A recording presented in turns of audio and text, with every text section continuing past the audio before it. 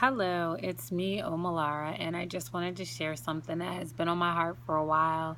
And I don't know, I guess I just want to bring an awareness to something that I've been experiencing um, a lot lately. Um, I've always been the type to stop and talk to people on the streets. One of the, I guess, the blessings or perks of being a stay-at-home mom is that nothing is really set in stone, and some things are, like doctor appointments. They don't like it if you like come in whenever, but like for my life it's very much like, you know since I homeschool, as long as I put in the hours, we can put them in wherever in the day. So we can do school for dinner, or we could do school in the morning. Most of the times we do it during the daytime, but I'm thankful for the flexibility that God allows me, and that my life is so flexible, I guess I should say. But as of recently, and this is the reason why I did this video, um, since as far back as I can remember, but I remember most of my college days, I went through a period where I liked to go to the club and hang out and all that good stuff. So that was just kind of, what I did in my like late teens and early 20s. I got married at 22 and I was done then. So it wasn't a super long period of time, but I would often be out at night down in the downtown area, and there would be homeless people, lots and lots of homeless people. And for whatever reason, I always ran into them and interacted with them. And I remember one time in particular, this night we weren't at the club, but we were in Downtown Plaza, and they used to have a store, and I don't even know if Downtown Plaza still exists because I think they built the new arena down there. But I used to go to, we used to go in there, me and my friend, and we would sit on the chairs and we'd get back massages. And so, like, if I didn't have a lot of money, I would go and get a massage and then a free candy from C's. Um, and what else? I can't even remember. But basically, we would do the free stuff. And so one day, me and my friend, we were inside Brookstone, I think it's called, and we were sitting in a chair just getting a back massage. And this guy walks in, and, he's obviously homeless, and he's sitting in a chair, and he doesn't have shoes on, if I'm correct. And I just see him sitting in his chair, and he's in the chair that's like massaging the feet. And so I look up, and he's looking at us, and all of a sudden, he just stood up. He stood up, and he looked at us. And he just goes, "Jesus is gonna get you!"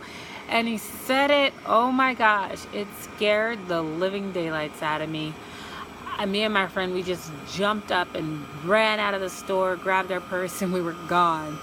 But it was like, it was really, really, really, really strange.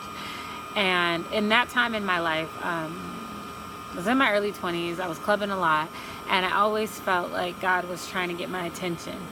And that was kind of weird. But when he said Jesus is going to get you, I didn't feel like Jesus was going to harm me or I was in trouble or whatever. But I felt like God was letting me know that he was there, and that not he needed me, I needed him. And I had millions and millions of stories like that. But one thing that God has always spoke to me through was homeless people. And in my mind, I call homeless people prophets. They're my prophets because they just always speak to me. And I just think of God and how he works, and how one thing I notice about homeless people is a lot of times they're very childlike. And I know that the word says that we can't even get into heaven unless we come to God like a child. And so when I talk to them, it's like they're so childlike, and their imaginations are usually really, really busy. And I know that can make people brush them off easily because, I know for me, sometimes I meet them, and, you can hear stories about aliens or monsters are coming to get them and all kinds of stuff like that, which is very much like kids do. And I just want to encourage people, though, to not brush off these people, because I think people typically do. Like, you hear something and it sounds a little crazy, or it sounds like it's not, like it doesn't make any sense. But I have to tell you that God has really, really been speaking into my life through these homeless people, and they'll say a lot of stuff that I don't understand. And sometimes it's, you have to dig through to get to get whatever God's trying to say. But there has been so many times where they've just, they said something that God had already been showing me or telling me, or they just confirmed a word I got from somebody else. And when I stop for these people and I pray for them and I talk to them, usually there's some form of, like, one thing I notice is there's always some deep betrayal or deep pain. And I mean, and stuff has happened to them that will make you go out of your mind. Like, I've heard of people whose children were taken away from them, or family members have committed suicide.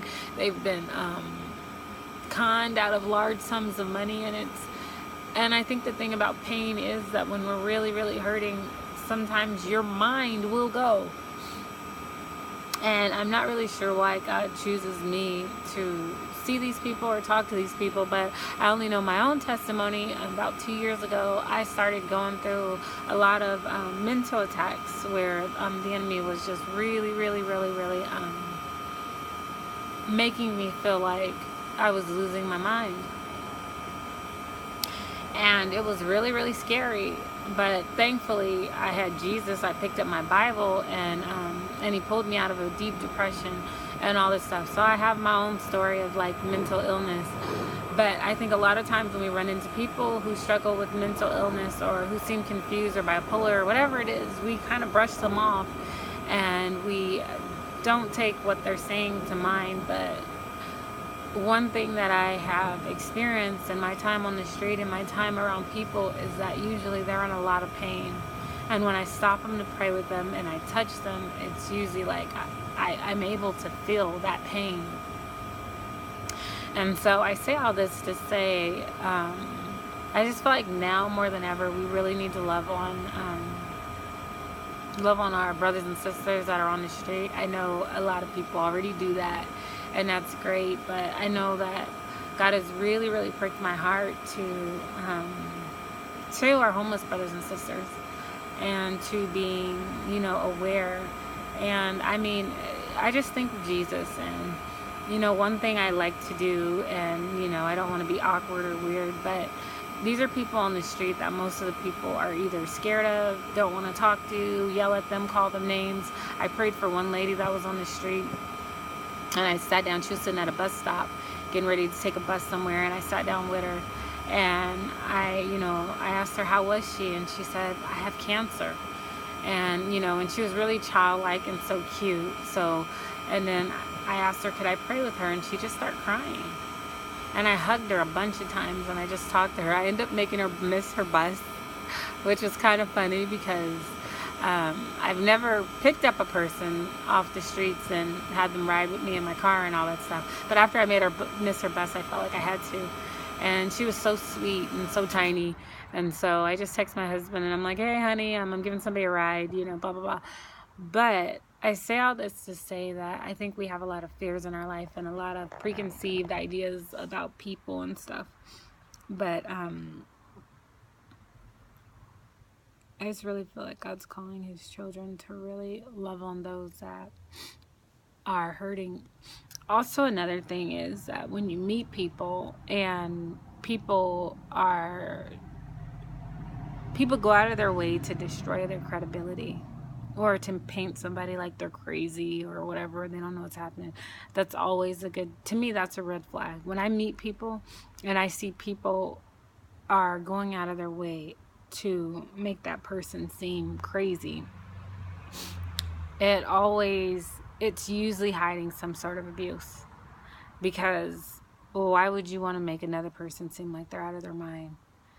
Unless you're trying to keep them from sharing a story or something that would make you look bad. Well, that's just, so that's all I wanted to share right now. I know everybody has a story, and And it's a beautiful thing to be able to sit down with somebody and find out their story. And who knows, maybe they were never able to share their story with somebody before. And you get to be that person. That's all. Thank you. Bye.